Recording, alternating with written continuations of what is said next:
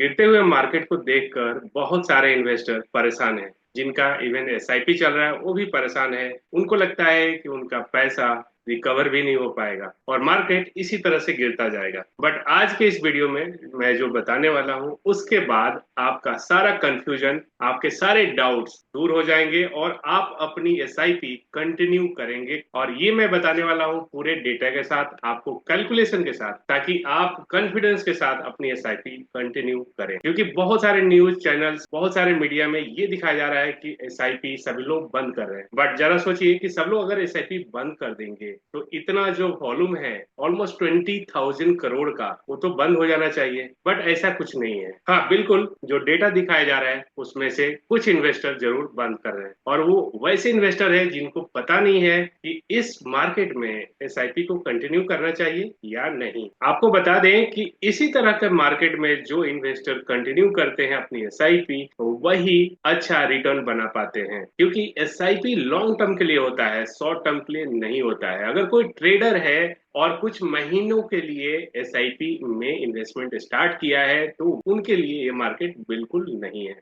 आपके पास time horizon minimum 5 years का होना चाहिए जब आप प्लान करते हैं इक्विटी म्यूचुअल फंड में इन्वेस्ट करने का। क्योंकि रिटर्न अच्छा बनेगा बट इसके लिए आपको समय ज्यादा देना पड़ता है। तो चलिए मैं दिखाता हूँ आपको एक्सेल सीट में कि किस तरह से मार्केट गिरने के बावजूद भी आपका रिटर्न बेस्ट बन सकता है। अगर हम कंपेयर करें वैसे मार्केट में जहां पे मार्केट लगातार ऊपर जाए और एक वैसा मार्केट जहां पे लगातार डाउन जाए और फिर रिकवर होके जब आप रिटर्न देखें तो आपका जो परसेंटेज होता है रिटर्न का वो काफी बेटर दिखेगा। तो चलिए शुरुआत करते हैं। उसके पहले मैं बता दूं, मेरा नाम सुनील श्रीवास्तव है और मैं इस चैनल पे बात करता हूं फाइनेंशियल प्लानिंग के बारे में, फाइनेंशियल फ्रीडम के बारे में। तो अगर आप इस चैनल पर नए हैं तो इस चैनल को सब्सक्राइब कर लीजिएगा और बेल आइकन हिट कर दीजिएगा ताकि आगे आने वाले वीडियोस का भी नोटिफिकेशन मिल पाए और आप अपनी फाइनेंशियल प्लानिंग अच्छी तरीके से कर पाए। तो चलिए शुरुआत करते हैं और दिखाता हूं मैं आपको एक्सेल शीट पे कैलकुलेशन। तो इस एक्सेल शीट में आप देख पाएंगे कि अगर मार्केट लगातार डाउन जा रहा है, मैंने यहाँ पे एग्जांपल के लिए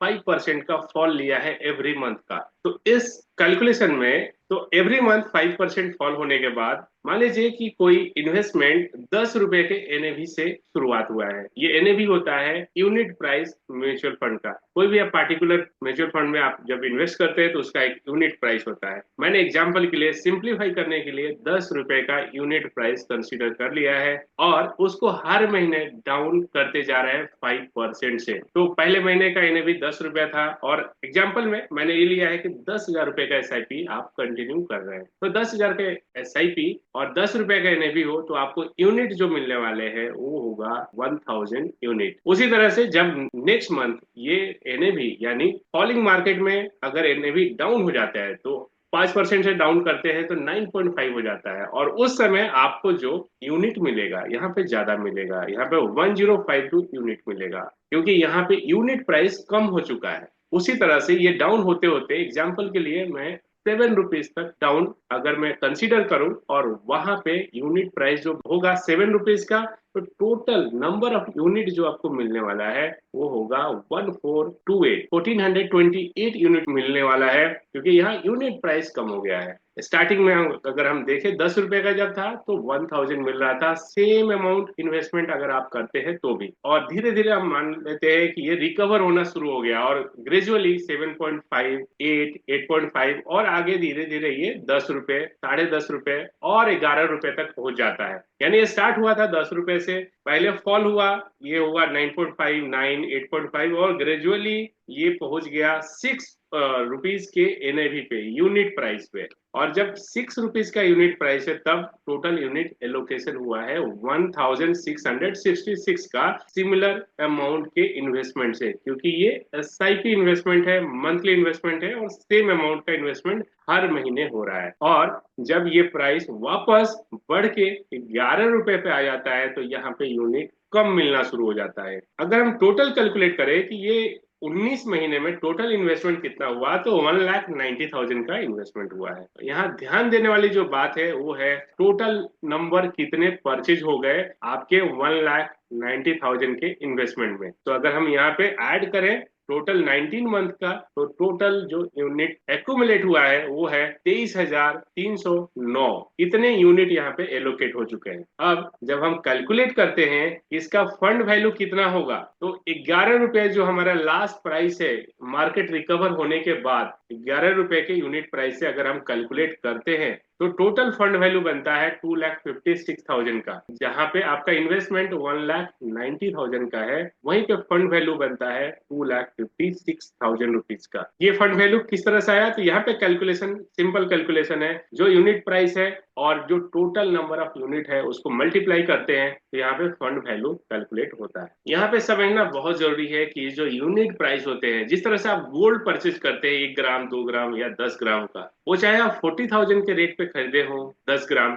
या 70,000 के रेट पे खरीदे हो, जब आप सेल करने जाते हैं उसका जो मार्केट प्राइस होता है उस पे सेल होता है, ना कि आप जितने पे परचेज किए हैं उस पे सेल होता है। यानी अगर आप 30,000 पे भी 10 ग्राम अगर आपने गोल्ड खरीदा है और आप सेल करने जा रहे हैं जब मार्केट 80,000 का हो, तो आपको प्राइस 80,000 के हिसाब से मिलने वाला है। और यही ध्यान देना होता है म्यूचुअल फंड में भी, जो यूनिट आपके पास है जब आप सेल करने जाते हैं उस यूनिट को, तो आपको मिलने वाला है मार्केट का रेट, और उस समय जो भी मार्केट का रेट रहेगा वही रेट आपको मिलने वाला है। ये बात बिल्कुल सही है कि अगर यूनिट का प्राइस डाउन है और उस समय अगर आप सेल करने जाते हैं तो आपको लॉस हो सकता है।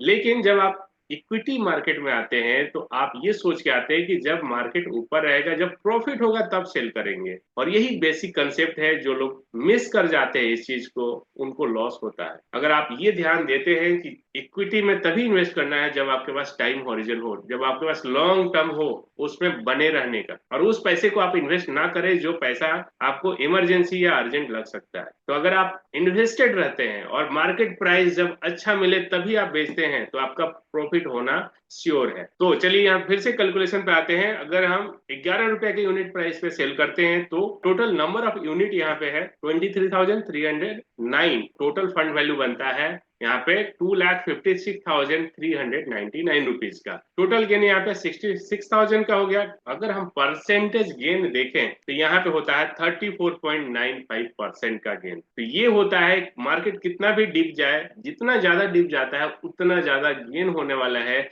जब आप लॉन्ग टर्म में इन्वेस्टेड रहते हैं। जब यूनिट का प्राइस अच्छा मिलने लगता है उस समय अगर आप सेल करते हैं तो आपका पैसा अच्छा बनता है, आपको रिटर्न अच्छा बनता है। चलिए एक और एग्जांपल देख लेते हैं, और इसमें मैंने ये कैलकुलेशन लिया है कि मार्केट हमेशा जब से आपने शुरुआत किया तब से ऊपर ही ऊपर जा रहा है, यानी रेगुलर ऊपर जा रहा है। तो उस सिनेरियो में क्या होता है, उसमें कितना गेन होता है। तो एग्जांपल के लिए मैंने ये लिया है कि 2% एवरी मंथ बढ़ जाता है मार्केट। इनिशियल एनएवी है उसका 2% एवरी मंथ बढ़ जाता है, यानी 10 रुपए से स्टार्ट हुआ और 10.2 10.4 10.6 इस तरह से एवरी मंथ बढ़ते जाता है, और लास्ट तक जाते जाते ये यूनिट प्राइस हो जाता है 13.6 का। अब अगर आप देखेंगे कि यहाँ भी 10,000 रुपए का इन्वेस्टमेंट होता है और 10 रुपए का यूनिट प्राइस है, तो टोटल नंबर ऑफ यूनिट जो मिलने वाला है वो 1000 मिलने वाला है स्टार्टिंग में। और ग्रेजुअली जैसे जैसे यूनिट प्राइस यहाँ बढ़ते जाता है नंबर ऑफ यूनिट यहाँ पे कम होते जाते हैं। इसी तरह से यहाँ पे जब 13.6 का एनएवी हो गया तो यहाँ पे नंबर ऑफ यूनिट 735 ही मिला, जबकि स्टार्टिंग में यूनिट जो मिला था 1000 मिला था, क्योंकि यहाँ मार्केट बढ़ते जा रहा है लगातार। अब कैलकुलेट करते हैं कि यहाँ पे क्या प्रॉफिट होगा। तो ऑफ कोर्स यहाँ पे हमेशा आपको ग्रीन दिखेगा, यानी जो भी आप पैसा इन्वेस्ट कर रहे हैं वो हमेशा प्रॉफिट ही दिखेगा। बट परसेंटेज प्रॉफिट में क्या फर्क आने वाला है इसको भी देख लेते हैं। तो यहाँ पे एनएवी 13.60 का है और नंबर ऑफ यूनिट जो एक्यूमुलेट हुए हैं, इकट्ठा हुए हैं, वो है 16,242 का। और टोटल जो फंड वैल्यू होगा हम इसको मल्टीप्लाई करते हैं 13.60 जो हाईएस्ट एनएवी है उसके साथ, तो यहाँ पे होता है 2,20,900 रुपीज। यानी टोटल गेन जो यहाँ पे हो रहा है वो हो रहा है 30,900 रुपीज का। और परसेंटेज गेन अगर हम देखें तो यहाँ पे हो रहा है 16.26% का। यानी अगर आप कंपेयर करते हैं कि जो पहले जहां मार्केट फॉल कर रहा था वहां से जो गेन हुआ है वो 34% का हुआ है, और जहां पे मार्केट लगातार बढ़ते जा रहा है वहां से गेन हो रहा है 16.26 का। और यही मैं बताने की कोशिश कर रहा था कि आपको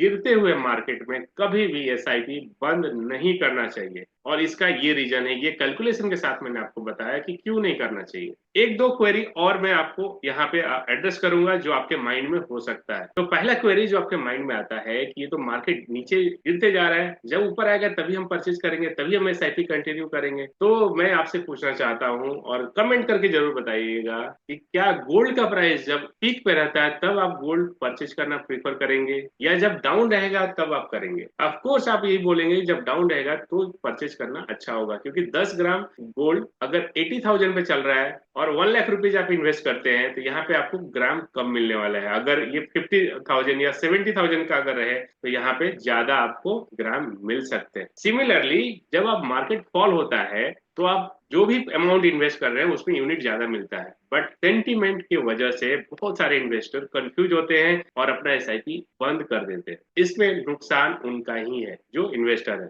अगर लॉन्ग टर्म का गोल है, आपका गोल अगर 10 साल है, 15 साल का है, तो इमीडिएट घबराने की इसमें क्या जरूरत है? सेकेंड डाउट कि ये कब तक गिरता रहेगा मार्केट या कब ऊपर जाएगा, बिल्कुल यहाँ पे कोई आंसर नहीं है कि कब तक गिरेगा कब ऊपर जाएगा। इसका कोई आपको फिक्स आंसर नहीं मिल सकता बिल्कुल, लेकिन इतना श्योर है कि आप अगर इन्वेस्टेड रहते हैं तो प्रीवियस हिस्ट्री को देखते हुए बिल्कुल यहाँ पे बताया जा सकता है कि मार्केट हो सकता है 1 साल तक डाउन रहे लेकिन रिकवर होता है, और जब भी रिकवर होता है आपको अच्छा प्रॉफिट बना के देता है। तो अगर आपका लॉन्ग टर्म का विजन हो, लॉन्ग टर्म का इन्वेस्टमेंट हो, तो इसमें घबराने वाली कोई बात नहीं है। और खासकर अगर आप एसआईपी इन्वेस्टर है तो आपको हमेशा प्रॉफिट होने वाला है। आपका फंड सिलेक्शन कैसा है उस पर बिल्कुल आपको ध्यान देना चाहिए। Generally large cap, mid cap और स्मॉल कैप, 3 कैटेगरी के फंड जनरली आते हैं, जिसमें सबसे ज्यादा फॉल होता है वो होता है स्मॉल कैप जब मार्केट डाउन होता है। उसके बाद नंबर आता है मिड कैप का और उसके बाद नंबर आता है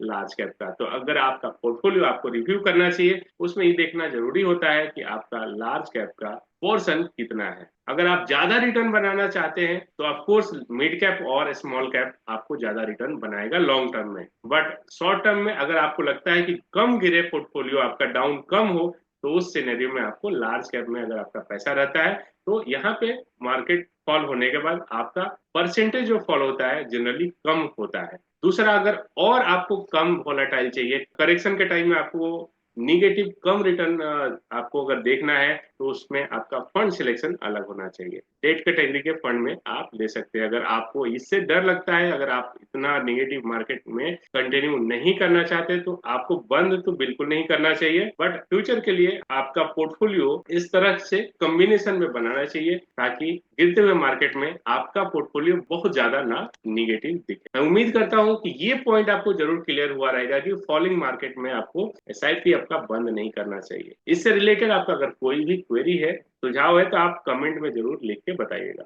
मिलते हैं इसी तरह के एक नए वीडियो में। Thank you so much for watching this video.